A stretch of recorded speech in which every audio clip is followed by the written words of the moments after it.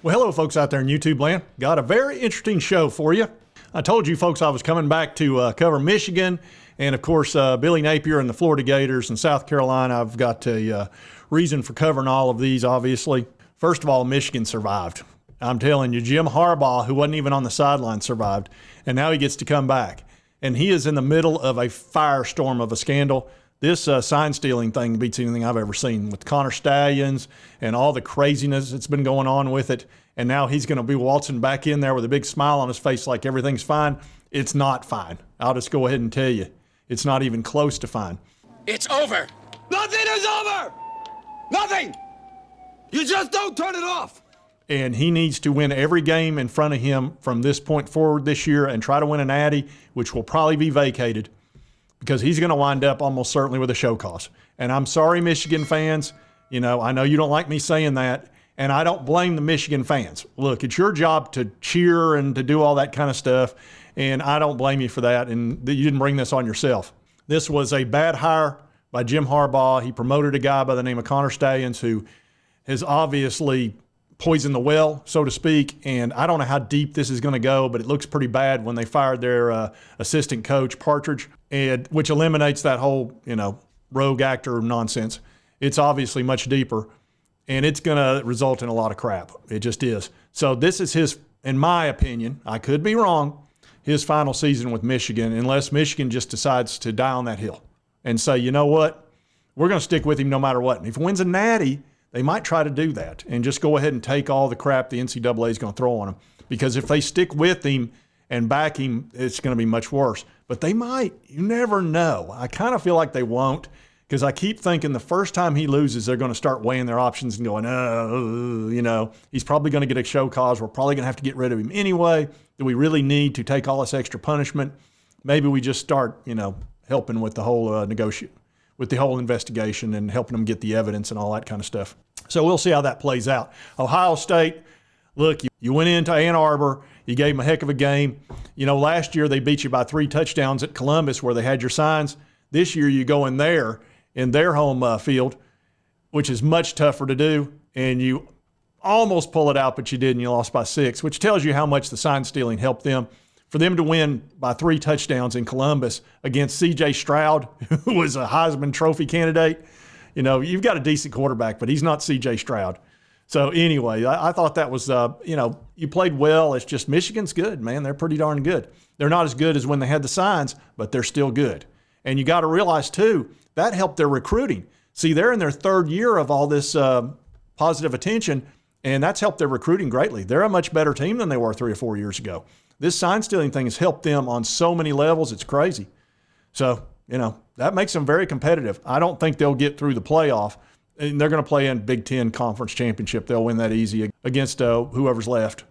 But then they got to play somebody really good. And if they got to play Georgia at some point, they're not going to beat Georgia. Georgia's on another level. They'll whoop them pretty good. But anyway, hey, he's surviving. You got to give him credit for that, at least, I guess. Of course, he wasn't even on the sidelines, but he is surviving. All right, now let's talk about Billy Napier and the Florida Gators. Billy has ended the season kind of like what I expected to happen, which was 5 straight losses. He had they've got a tough schedule, and next year it's going to get worse. They've got one easy win next year, which is Sanford. They've got to play their other out-of-conference schedule is Central Florida, who is getting better and better with Gus Malzahn. They got to play Miami, and they got to play Florida State. Then they jump into the SEC. Give me a break. That's not going to work out so good for them. They've now had their 3rd losing season in a row, 2 under Billy Napier. Last year they were 6-7. This year 5-7. I'll show you their schedule. As you can see right here, losing the last 5 games against Georgia, Arkansas, LSU, Mizzou, and FSU. And that was a decent game. The last 2 games they played pretty well, but they've lost 5 in a row. What's he, 11 and 13 now? It's 2 games under 500. The special teams is a mess. The discipline's not there. They're losing recruits left and right. They've already lost 3. My understanding is they got a 5-star that went to Texas that might flip. Matter of fact, On3 did a flip alert video about it. So that's not looking so good. I'll show you their recruiting. That's what they've been really hoping for, and in an effort to keep this thing going for Billy. And as you can see right here, they're currently number 5. They were 3rd until those recruits started dropping out. They're now at 5th. If they lose that 5-star, oh my goodness, they'll probably drop down to around 9th or 10th. And there you see Tennessee is at number 12. Their average is quite good, and they may very well pick up a third 5-star. So I'm feeling good about Tennessee long term, especially with the players they're getting. But this is the key to Florida's future. They've got to hold on to this class as best they can. But if they drop out of the top 10, that would be devastating, because that's been the foundation of everything for Billy. And I can also tell you he's already on the hot seat. Let's just go ahead and put it out there. He's on a major hot seat. I've been watching and listening to the other YouTubers that cover Florida. They're already talking about he's got 4 or 5 games next year, and if he's not shown results, they're going to start looking to fire him. Okay? That's hot seat. Okay? Okay.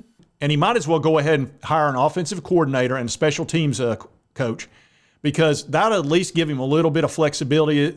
The fan base will be like, well, at least he's listening to us a little bit. He realizes that he's got shortcomings. He's trying to wear too many hats, and he's not wearing them well. Look at the Utah game. It started out terrible. They go out there with 2 guys with the same number on. That was a huge play in that Utah game. That could have flipped that entire game. Start out with that. Then how about the Arkansas game? That's another very winnable game, but they go out there and screw up on special teams. Got to move the guy back 5 yards. He misses a field goal, and boom, they lose in overtime. So that's just the kind of stuff you can't do as coach. That's fixable. Well, it should have already been fixed. He's Mr. Detail. He's Mr. What's he always talking about? The process. 5 and 7's the process, folks. You are what your record says you are. Hello? Exactly. So he couldn't be on more of a hot seat. It would not surprise me at all if he gets fired 6th or 7th game into the season next year. If they start out poorly, and their schedule, like I said, I'll show you their schedule. It's a nightmare. Yeah, here you go. Miami. Here's your 1 win. Samford, like we talked about. Look at the SEC. Georgia, Kentucky, LSU, Ole Miss. All 4 of those are tough games. Texas A&M is going to have a new coach. Mississippi State, they should be able to win that game. That's a fair – well, it depends on who the coach is. Then they've got to come to Tennessee, and, oh, man, are we going to be waiting on them. Then they got to go to Texas. I just don't see it. I'm not seeing it here. I'm not seeing it here, Lloyd. She must be unlisted. I'm just not. I don't see how's he going to survive that season? How? I just don't see it. That's whoever set that schedule up needs to get their head examined. So anyway, I don't like his chances. I don't like him at all. But, that's for the Florida Gators to decide. We're just going to sit back here and watch. My nemesis, tired of going down there and getting beat at the swamp. I'm sick of it. Now let's talk about Shane Beamer and the South Carolina Gamecocks and all of that great stuff. Okay. So they scored, let's see here, 27 points in their last 2 games. 27 points. Now let me think. How many points did they score last year when they might have had our signs and Clemson signs, allegedly? Let's see. They scored 63 and 31 is 94. Now, which is more, 94 or 27?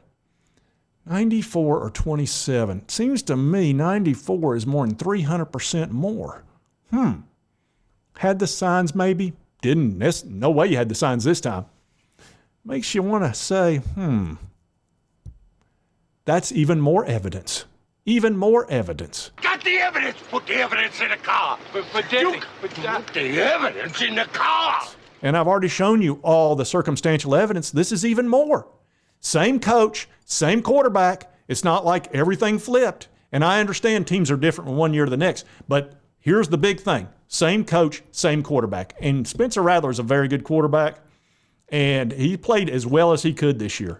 It's just those 2 games are an anomaly. They don't make sense. None of it makes sense. I'd unfriend you. That's not how it works. That's not how any of this works. And you look at the circumstantial evidence that he could have had our signs, and right there it is. A person with direct knowledge claims that Michigan may very well had reached out to teams that could have knocked certain teams off their path to the playoff, 2 of which would have been Tennessee and Clemson. And who played Tennessee and Clemson last year at the end?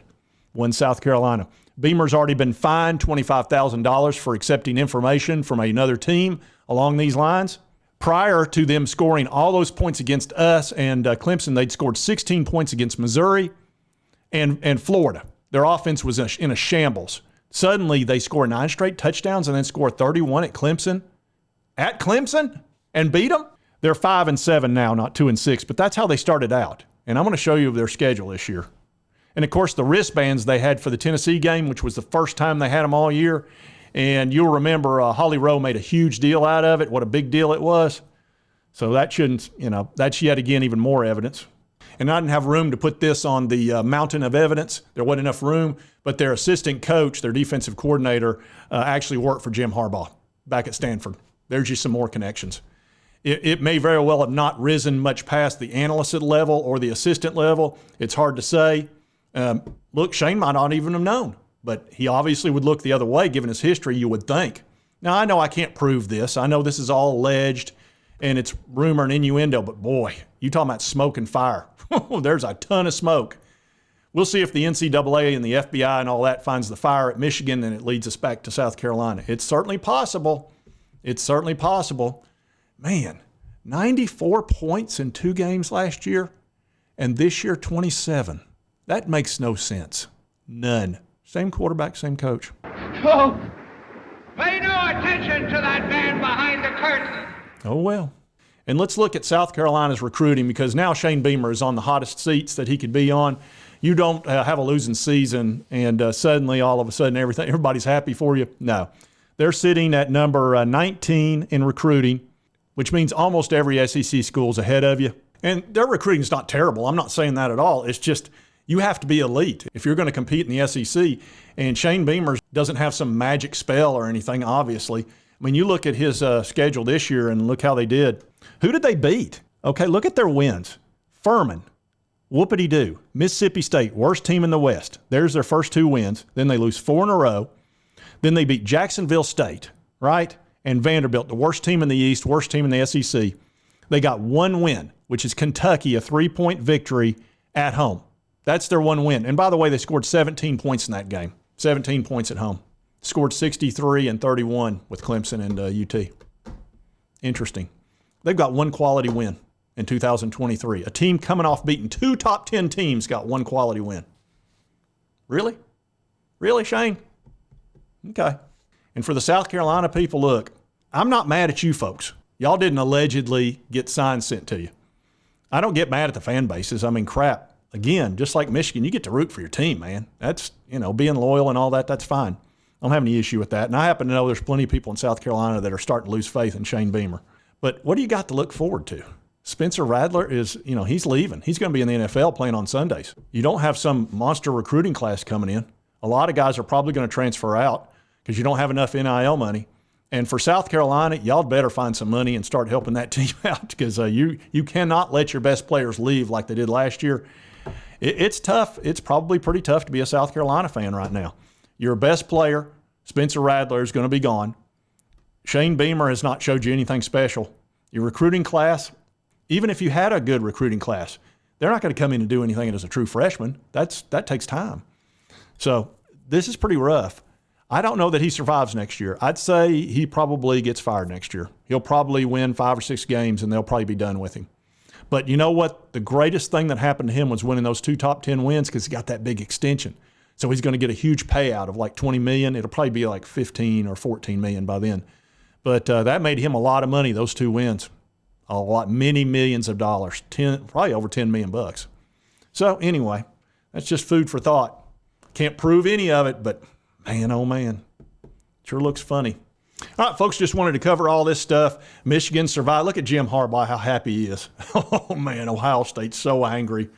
And the clock is definitely ticking on all 3 of these. Honestly, Jim Harbaugh's the one that's in the most risk.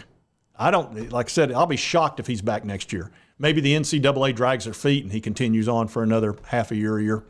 And then Billy, I think he'll probably be gone by 2/3 of the year. He'll probably be gone. Let's see. Shane, you'll probably make it through the end of the year, and then they'll let you go, if I had to guess. You might surprise me. All 3 of these guys, well, no, I don't think Jim Harbaugh will. But Billy might surprise me. Shane might surprise me. We'll see. Look, you never know at sports. You got to go out there and put toe to leather. You got to risk it all. You got to go out there, and that's why you play the game. Anyway, if you like this content, be sure to hit that like button. Lets me know to continue to cover the NCAA, SEC, Big Ten, all this good stuff. It's fun. I enjoy it.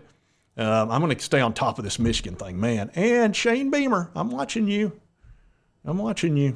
And don't feel sorry for these guys. They're super rich. They'll never have a poor day in their life. Shane Beamer's going to have $50 million to sit on. Billy Napier, $50 million. Jim Harbaugh, $100 million. Don't feel sorry for them. And if you've not subscribed, it's right here on your right, my left. Just hit this little button. It'll help you get my videos because I'm going to keep track of all this stuff. Some people call it a conspiracy. I don't think it's conspiracy at all, but, you know, allegedly. And right over here is most recent video. YouTube thinks you'll enjoy. And we'll see you next time on Sports Talk Jay.